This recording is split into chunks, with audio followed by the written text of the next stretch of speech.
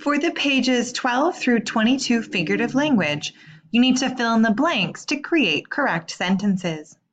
The types of figurative language that you might encounter in this assignment are metaphors, comparisons between two unrelated things that do not include the words like or as, similes, comparisons between two unrelated things that do include the words like or as, idioms, expression whose meaning is different from the meaning of their individual words, hyperboles, extreme exaggeration used to make a point, oxymorons, figures of speech in which two opposite ideas are joined to create an effect, and personification, the act of giving human qualities or abilities to things other than humans.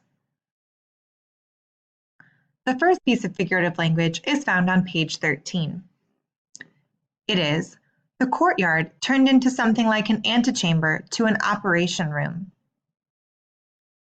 First, you must identify the type of figurative language and then explain what the author means.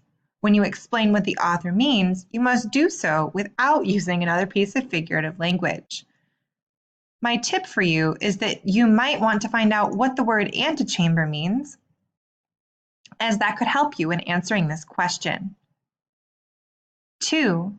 The shadows around me roused themselves as if from a deep sleep. This is on page 14. Again, you must determine what type of figurative language it is and what the author means in literal terms. 3. My throat was dry and the words were choking me, paralyzing my lips. The underlined portion is the piece of figurative language that you need to figure out.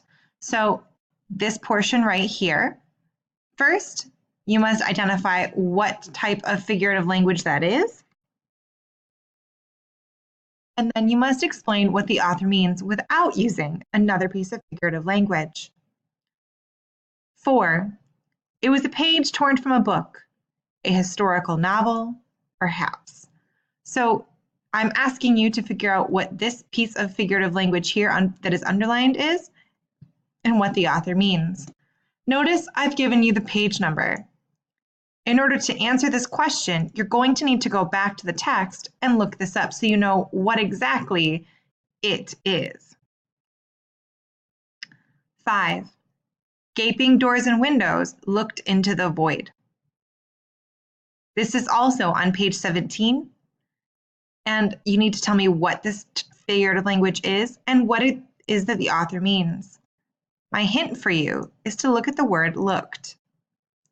6. As for my mother, she was walking, her face a mask without words, deep in thought. Again, you must tell me what type of figurative language this is and what it is that the author means.